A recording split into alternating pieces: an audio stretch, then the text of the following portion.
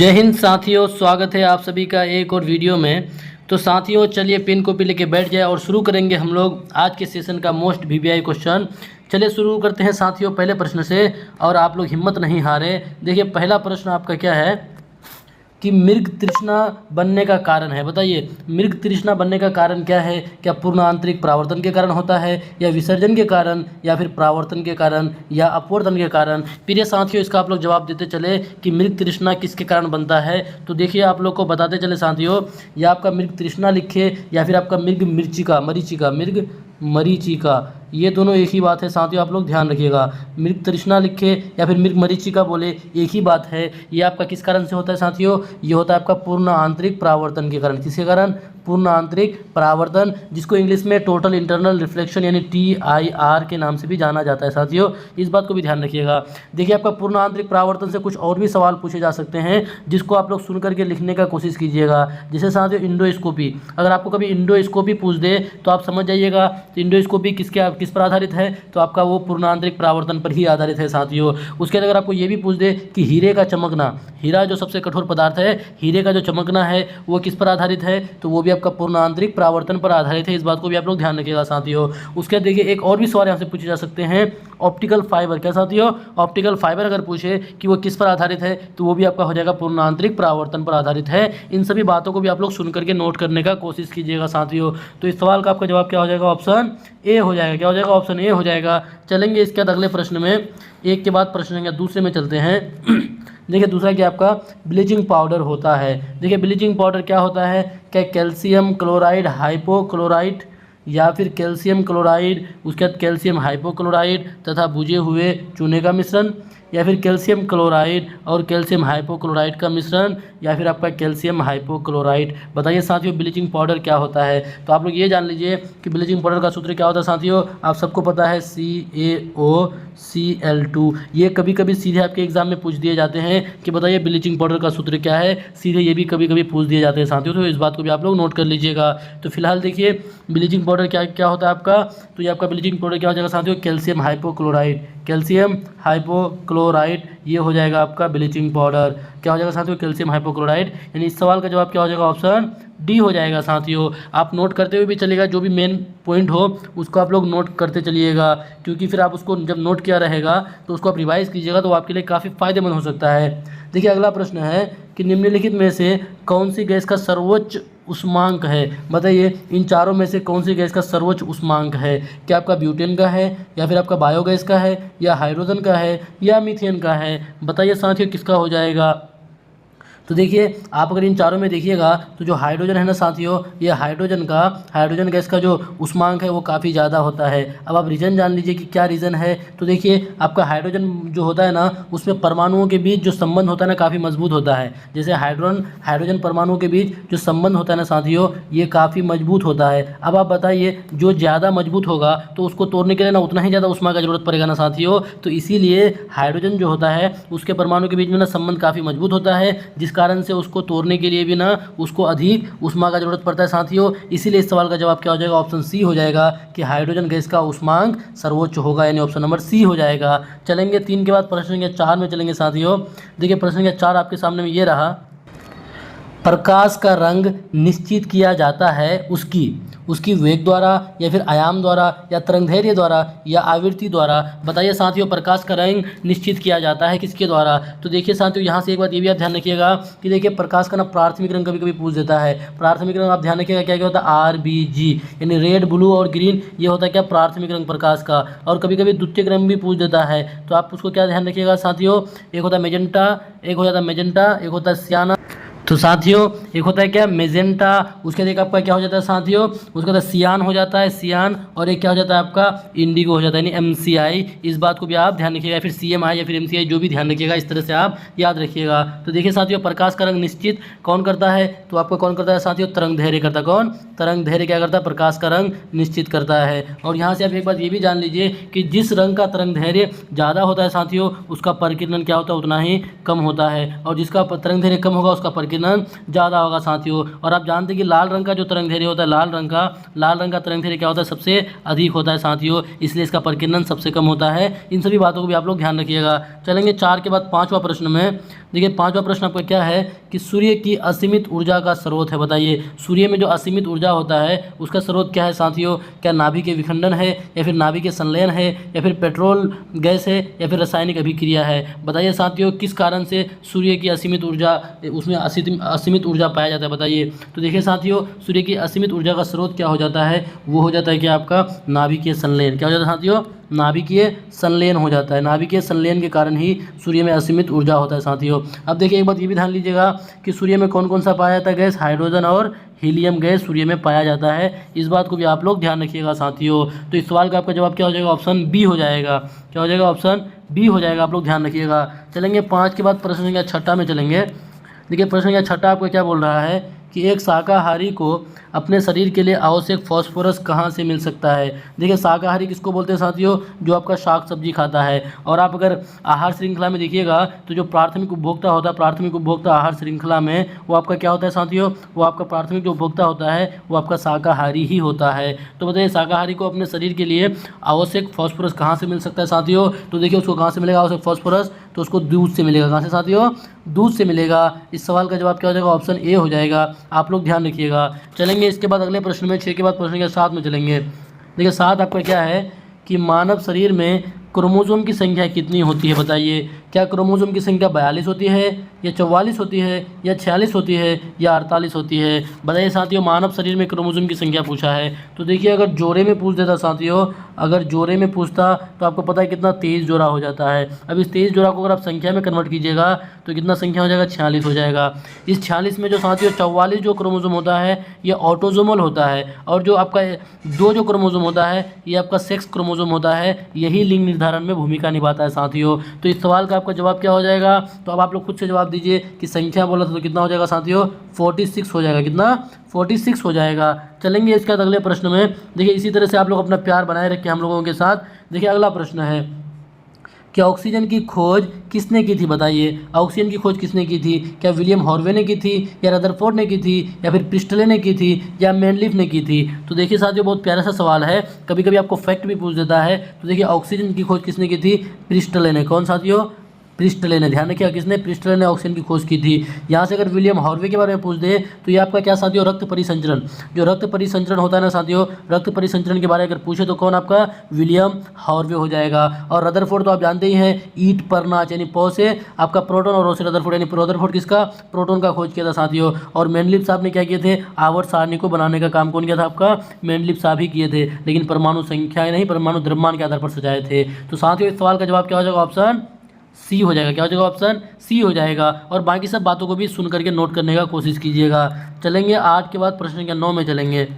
देखिए 9 आपका क्या बोल रहा है कि प्रेशर कुकर भोजन को पकने के समय को कम कर देता है। क्योंकि देखिए आप भी ना घर में एक्सपेरिमेंट जरूर किए होंगे। अगर आप एक डेग में खाना बनाते हैं जिसको पतीला बोलते हैं, और आप अगर कुकर में बनाइएगा तो कुकर में ना खाना जल्दी बन जाता है। क्या रीज़न है साथियों?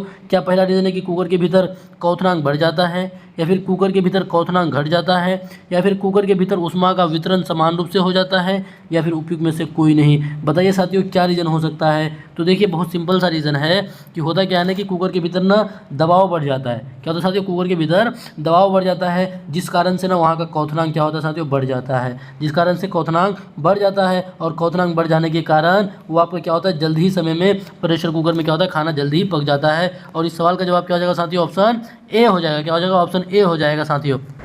तो साथियों बहुत लॉजिक वाला प्रश्न था और बहुत मज़ेदार प्रश्न था। चलेंगे इसके बाद अगले प्रश्न में साथियों। इसी तरह से आप लोग बने रहें और तैयारी को अपना बरकरार रखें। तो देखिए साथियों प्रश्न संख्या 10 आपका क्या बोल रहा है कि जो वस्तु प्रकाश के सभी रंगों का अवशोषण कर लेती है उसका रंग होगा। बताइए देखिए कौन सा वस्तु सभी रंगों को अवशोषण कर लेता है? क्या वो नीला होगा, या भूरा होगा, या सफ़ेद होगा, या काला होगा? तो देखिए साथियों जो आपका काला रंग जो होता है ना, वो क्या करता है? प्रकाश के सभी रंगों को एब्जॉर्ब कर लेता है। प्रकाश के सभी रंगों को एब्जॉर्ब कर लेता है। आप ये जानते हैं कि प्रकाश जो सूर्य की प्रकाश है उसमें कितना रंग है साथियों? 7 रंग में होता है। और उन 7 रंगों को एब्जॉर्ब कौन कर लेता है? काला रंग कर लेता है। इसी इसीलिए ना वो आपका गर्मी के दिनों में क्या बोला जाता है कि काला रंग का जो ड्रेस होता है ना वो नहीं पहनना चाहिए, क्योंकि काला रंग का अगर आप ड्रेस पहनिएगा गर्मी के दिनों में ना साथियों, तो वो क्या करेगा, प्रकाश के सभी रंगों को यानी प्रकाश को एब्जॉर्ब कर लेता है। जब एब्जॉर्ब कर लेगा साथियों, अवशोषित कर लेगा, तो आपको गर्मी ज़्यादा महसूस होता है।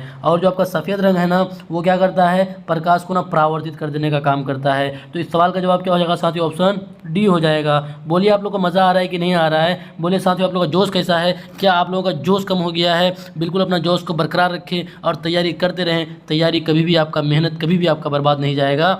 चलेंगे इसके बाद अगले प्रश्न में, 10 के बाद 11वां प्रश्न। देखिए 11वां प्रश्न आपका है कि सूर्य से उत्सर्जित प्रकाश किरणों को पृथ्वी तक पहुंचने में समय लगता है। बताइए सूर्य से जो उत्सर्जित प्रकाश की किरणें हैं उसको पृथ्वी तक पहुंचने में कितना समय लगता है? क्या 1 सेकंड लगता है, या 8 सेकंड लगता है, या 10 सेकंड लगता है, या फिर उपयुक्त में से कोई नहीं? बताइए साथियों। देखिए इस सवाल को पढ़ने के बाद, हालांकि सवाल पढ़ने के बाद बच्चे को काफ़ी आसान लगेगा, लेकिन यहाँ पे खेला हो गया ऑप्शन का। ऑप्शन में यहाँ पे साथियों खेला कर दिया है और यही ऑप्शन में बच्चे फंसेंगे। देखिए जो ही 8 सेकंड देखेंगे, 8 सेकंड को वो टिक मार के आ जाएंगे। आपको ऐसा नहीं करना है साथियों। इस सवाल का जवाब क्या हो जाएगा, उपयुक्त में से कोई नहीं हो जाएगा। क्या हो जाएगा, उपयुक्त में से कोई नहीं हो जाएगा। अब क्यों कोई नहीं होगा, क्योंकि देखिए प्रकाश की किरणों को ना पृथ्वी तक आने में कितना टाइम लगता है साथियों, 8 सेकंड नहीं बल्कि 8 मिनट लगता है। कितना, 8 मिनट और 20 सेकंड, और 20 सेकंड, इस बात को आप ध्यान रखिएगा साथियों। 8 मिनट और 20 सेकंड, इसको आप लोग नोट कर लीजिएगा। कितना, 8 मिनट और 20 सेकंड लगता है प्रकाश की किरणों को पृथ्वी तक आने में। तो इस सवाल का जवाब क्या हो जाएगा, ऑप्शन डी हो जाएगा साथियों। क्या हो जाएगा, ऑप्शन डी हो जाएगा। चलेंगे 11 के बाद 12वां प्रश्न में चलेंगे साथियों। देखिए 12वां प्रश्न आपका क्या है कि दूरदर्शी का उपयोग है। दूरदर्शी का उपयोग है क्या दूर की वस्तुओं को देखने में, या फिर सूक्ष्म गणनाओं में, या फिर छोटी वस्तुओं को देखने में, या फिर समय के मापन में? बताइए साथियों दूरदर्शी का उपयोग है। तो देखिए नाम इसको अगर आप पढ़िएगा बढ़िया से, तो दूर माने दूर यानी दूर, और दर्शी माने देखना यानी दूर की वस्तुओं को देखने के लिए ना दूरदर्शी का उपयोग किया जाता है। तो साथियों इस सवाल का जवाब क्या हो जाएगा, ऑप्शन ए हो जाएगा। यानी दूर की वस्तुओं को देखने के लिए क्या किया जाता है, दूरदर्शी का इस्तेमाल किया जाता है साथियों, ध्यान रखिएगा। चलेंगे इसके बाद इस सवाल का जवाब क्या हो जाएगा, ऑप्शन ए हो जाएगा साथियों। चलेंगे 12 के बाद 13वां प्रश्न में चलेंगे। देखिए 13वां प्रश्न आपका क्या है कि पेयजल को शुद्ध करने के लिए निम्नलिखित में से किस वस्तु का उपयोग व्यापक रूप से होता है? बताइए जो पीने वाला पानी है उसको शुद्ध करने के लिए किस वस्तु का उपयोग व्यापक रूप से किया जाता है? क्या क्लोरीन का उपयोग, या आयोडीन का उपयोग, या फ्लोरीन का, या पोटेशियम क्लोरेट का? बताइए साथियों, बहुत प्यारा सा सवाल है। तो देखिए आप सबको पता है कि अगर आयोडीन की कमी हो जाए तो कौन सा रोग हो जाएगा साथियों, घेंगा नामक रोग होता है। इस बात को आप लोग ध्यान रखिएगा। आयोडीन की कमी हो जाए तो घेंगा नामक रोग होता है, इस बात को आप लोग ध्यान रखिएगा साथियों। इसलिए आप लोग अपने भोजन में आयोडीन को प्रचुर मात्रा में लेने का कोशिश कीजिए। तो देखिए साथियों क्या बोल रहा है कि पेयजल को शुद्ध करने के लिए ना आपका किसका इस्तेमाल होता है, तो क्लोरीन का। किसका साथियों, क्लोरीन का होता है। किसका, क्लोरीन का। आप ध्यान रखिएगा। आपका क्लोरीन हो गया, फ्लोरीन हो गया, ब्रोमीन होगा, आयोडीन हो गया, ये सब आपका कौन सा ग्रुप से है साथियों, ये सब आपका हेलोजन ग्रुप का है। कौन सा ग्रुप का, हेलोजन ग्रुप। अब हेलोजन इसलिए नाम रखा गया है क्योंकि ये सब किसका काम करता है, नमक बनाने का। किसका साथियों, नमक बनाने का काम करता है, इसलिए इसको हेलोजन ग्रुप में रखा गया है। चलेंगे 13 के बाद 14वां प्रश्न में चलेंगे। देखिए 14वां प्रश्न आपके सामने में ये रहा, सेक्सटेंट एक ऐसा यंत्र है जिसमें निम्नलिखित का मापन होता है। बताइए सेक्सटेंट जो है एक कोई यंत्र है जिसके द्वारा किसका मापन किया जाता है? बताइए क्या वायु आर्द्रता का, या फिर गोलीय वस्तुओं की वक्रता का, या फिर दो वस्तुओं के बीच की कोणीय दूरी का, या फिर समतल सतह क्षेत्रफल का? बताइए साथियों इस सवाल का जवाब दीजिए। तो देखिए आपका जो सेक्सटेंट है ये आपका इसका इस्तेमाल कहाँ पे किया जाता है, तो दो वस्तुओं के बीच की कोणीय दूरी को मापने के लिए। दो वस्तुओं के बीच की कोणीय दूरी को मापने के लिए साथियों सेक्सटेंट का इस्तेमाल किया जाता है। यानी इस सवाल का जवाब क्या हो जाएगा, ऑप्शन सी हो जाएगा। लेकिन आपका ये भी पूछ सकता है कि जो वायु की आर्द्रता है साथियों, वायु की आर्द्रता किससे मापी जाती है, तो ये आपका हाइग्रोमीटर। किससे, हाइग्रोमीटर। ध्यान रखिएगा, हाइग्रोमीटर से क्या किया जाता है, वायु की आर्द्रता को मापा जाता है साथियों। चलेंगे इस सवाल के बाद अगले प्रश्न में चलेंगे। देखिए 15वां प्रश्न आपका क्या है, देखिएगा कि सार्स विषाणु की शुरुआत कहाँ से हुई? सार्स विषाणु की शुरुआत कहाँ से हुई? क्या आपका सिंगापुर से हुई, या मलेशिया से हुई, या चीन से हुई, या वियतनाम से हुई? बताइए साथियों सार्स विषाणु की शुरुआत कहाँ से हुई? जवाब दीजिए आप लोग। तो देखिए साथियों, आपका जो सार्स विषाणु है ना, ये आपका कहाँ से, इसकी शुरुआत चीन से। देखिए जो आपका है ना सार्स कोरोना वायरस, और आप सबको पता है कि कोरोना वायरस की शुरुआत कहाँ से हुई थी, चीन से हुई थी। अब यहाँ से ये भी सवाल पूछे जा सकते हैं कि जो सार्स विषाणु है ये किस पर प्रभाव पड़ता है, प्रभाव डालता है। तो ध्यान रखिएगा, ये आपके ना जो श्वसन तंत्र है ना साथियों, आपके शरीर का जो श्वसन तंत्र है इस पर प्रभाव डालने का काम करता है, इस पर ये क्या करता है, अपना प्रभाव डालता है। तो इस सवाल का जवाब क्या हो जाएगा साथियों, 15 का सी हो जाएगा। क्या हो जाएगा, 15 का सी हो जाएगा। चलेंगे इसके बाद अगले प्रश्न में। तो साथियों चलते हैं अगले प्रश्न में। 15 के बाद 16वां प्रश्न देखिएगा। 16वां प्रश्न आपका क्या है कि क्रिकेटर गेंद को पकड़ते समय अपने हाथ को नीचे करते हैं, ये उन्हें किस कारण से चोट से बचाता है। बताइए साथियों, ये उन्हें किस कारण से चोट से बचाता है। तो बताइए क्या कारण है, क्या न्यूटन की गति के तीसरे नियम के कारण से, या फिर संवेग संरक्षण के कारण से, या फिर द्रव्यमान और ऊर्जा संरक्षण के कारण से, या फिर उपयुक्त सभी। तो देखिए साथियों, आप हमारे बहुत सारे प्रिय छात्र हैं जिनको क्रिकेट का काफ़ी शौकीन है, और बहुत सारे छात्र उसको खेल देखना भी बहुत पसंद होता है। तो देखिए जब खिलाड़ी क्या करता है, गेंद उसके पास आता है तो उसको पकड़ करके हाथ को पीछे की ओर खींचता है। तो देखिए इसलिए खींचता है, वो आपका क्या हो जाएगा, न्यूटन की गति के तीसरे नियम के कारण भी हो जाएगा, वो आपका संवेग संरक्षण के कारण भी हो जाएगा, और द्रव्यमान और ऊर्जा संरक्षण के कारण भी हो जाएगा। तो इस सवाल का जवाब क्या हो जाएगा साथियों, ऑप्शन डी हो जाएगा। क्या हो जाएगा, ऑप्शन डी हो जाएगा। और आप ये बात जानते हैं नॉर्मली कि देखिए आप अगर बॉल को खींचिएगा कैच लेते वक्त, तो क्या होगा, आपके हाथों में ना चोट नहीं पहुंचता। क्या होता है साथियों, आपके हाथों में चोट नहीं पहुंचता है, इस बात को आप लोग जानते हैं। तो चलिए साथियों चलेंगे इसके बाद अगले प्रश्न में। तो इस सवाल का जवाब क्या हो जाएगा, ऑप्शन डी हो जाएगा। चलेंगे 16 के बाद 17वां प्रश्न में चलेंगे। देखिए 17वां प्रश्न आपका क्या है कि रेफ्रिजरेटर में जो फ्रीज़र होता है ना, फ्रीजर जो ठंडा करने वाला होता है, उसको शिखर के पास में लगाया जाता है। बताइए, उसको शिखर के पास में यानी ऊपर में लगाया जाता है, किस कारण से।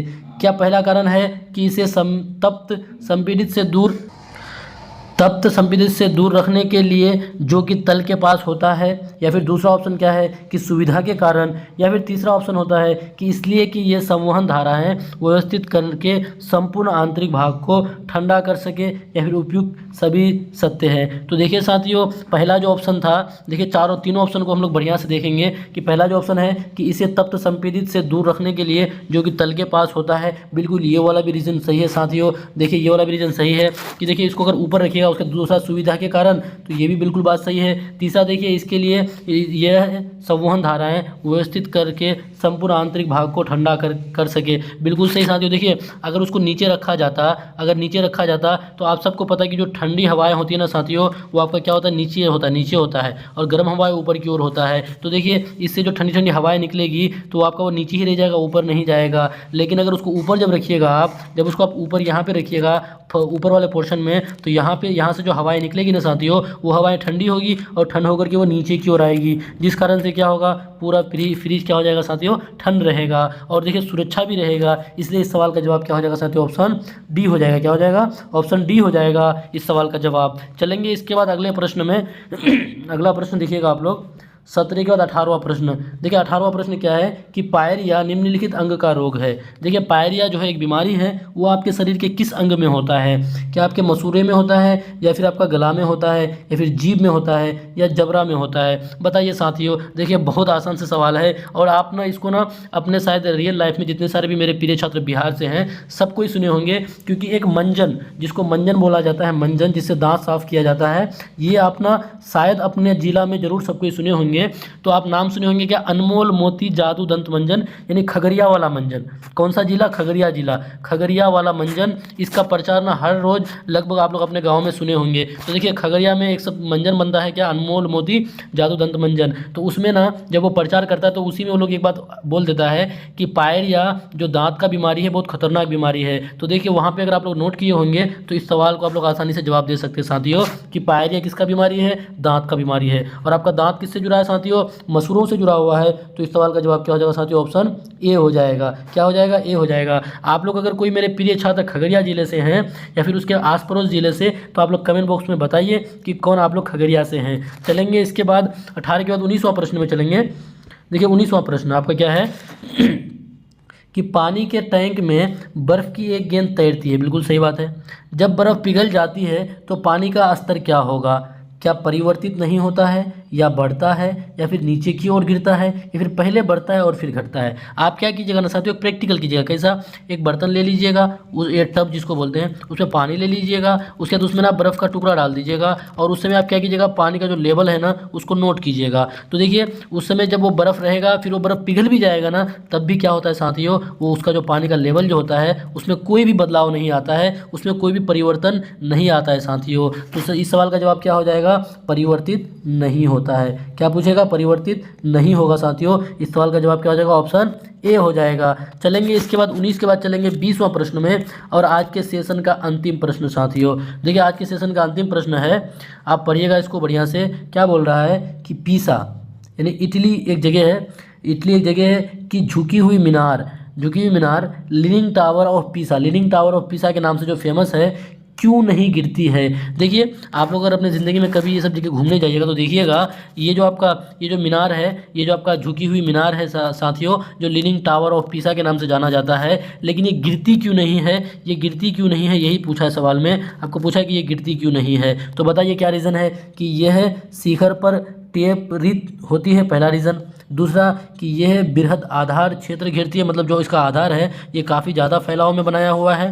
या फिर तीसरा रीजन कि इसका गुरुत्व केंद्र, जिसको सीजी बोलते हैं, निम्नतम स्थिति पर है। जो इसका गुरुत्व केंद्र है साथियों, क्या वो निम्नतम स्थिति पर है। या फिर चौथा क्या है कि मीनार के गुरुत्व केंद्र के बीच से ऊर्ध्वाधर रेखा मीनार के आधार के अंदर रहती है। तो देखिए साथियों यही इस सवाल का जवाब हो जाएगा। देखिए क्या किया गया है ना कि मीनार के जो गुरुत्व केंद्र है ना साथियों, इसका जो गुरुत्व केंद्र है इसको क्या किया गया है, इसके बीचों बीच से ना ऊर्ध्वाधर एक रेखा खींचा गया है, एक मतलब ना स्तंभ डाला गया है साथियों, जो क्या करता है, ऊर्ध्वाधर रेखा मीनार के आधार के अंदर रहती है। इसी वजह से ना साथियों ये आपका जो मीनार है जो आपको झुका हुआ दिखता है, जिसको लीनिंग टावर ऑफ पीसा के नाम से जाना जाता है, और ये आपका कहाँ, इटली में है, इसी कारण से क्या होता है साथियों, ये आपका गिरता नहीं है। तो इस सवाल का जवाब क्या हो जाएगा साथियों, ऑप्शन नंबर डी हो जाएगा। क्या हो जाएगा? ऑप्शन डी हो जाएगा साथियों इस सवाल का जवाब। तो बताइए ये था आज के सेशन का अंतिम प्रश्न। तो साथियों आप लोग बताइए कि आज का सेशन आप लोगों को कैसा लगा। 20 जो प्रश्न था, ये 20 प्रश्न आप लोगों को कैसा लगा, मज़ा आया कि नहीं आया साथियों। इसी तरह से हमारे साथ जुड़े रहें और तैयारी करते रहें, और ज़रूर आप लोग जिस मकसद से तैयारी कर रहे हैं वो आप लोगों का पूरा होगा साथियों। फिर मिलेंगे अगले वीडियो में, जब तक के लिए बाय बाय।